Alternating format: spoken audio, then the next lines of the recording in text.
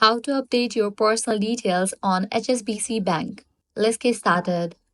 You can use online banking, mobile banking, or you can visit the branch of HSBC to change your personal details. If you're using mobile banking, log into your account. Tap the menu icon in the top right corner. Tap the profile icon in the top right corner. Then, update personal details. Select contact details and then tap either addresses, the phone numbers, or email and follow the on screen instructions to complete. If you're using online banking, log into your account. From the Account Services menu, select Personal and Address Details.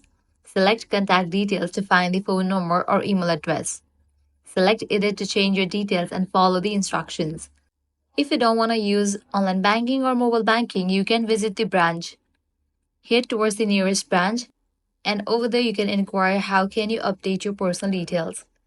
So this way you can easily update your personal details on HSBC Bank. If this guide helped you out, do not forget to like, share and subscribe. Thanks for watching.